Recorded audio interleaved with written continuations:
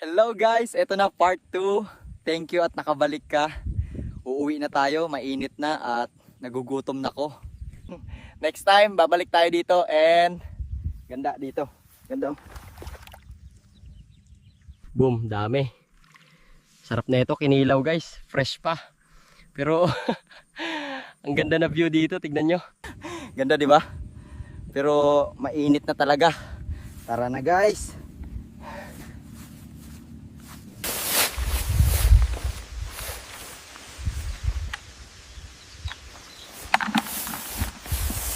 Later. Dito na po tayo sa kubo. Sobrang presko dito at lilinisin ko na mga isda.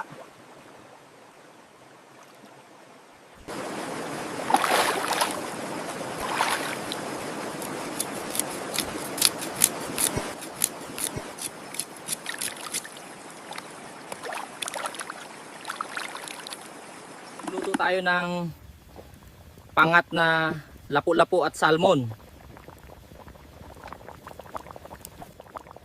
Maglagay na natin lahat to. Maglagay tayo ng konting asin. At pampaasim kamyas.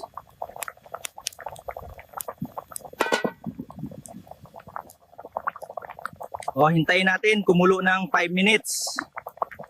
Sarap na ito guys.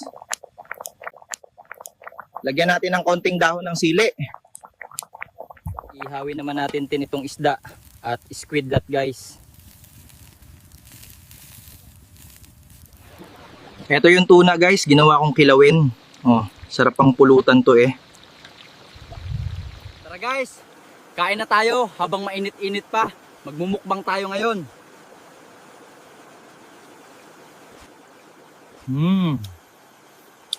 Sarap nitong pangat na lapu-lapu.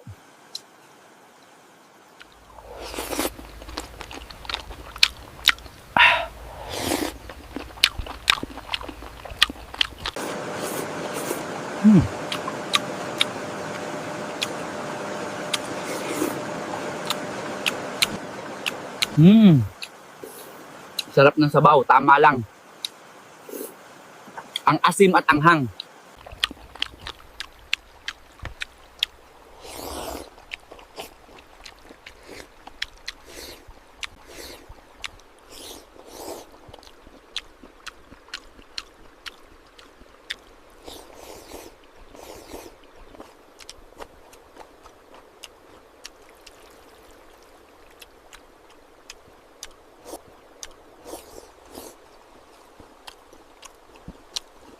I get the fish and eat.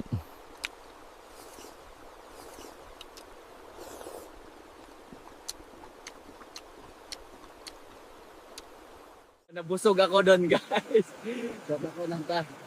Shout out muna tayo sa mga followers. Sina. Kamusta po kina Auntie Karen, Jolina at Bona at pati na rin kay Kim na maganda.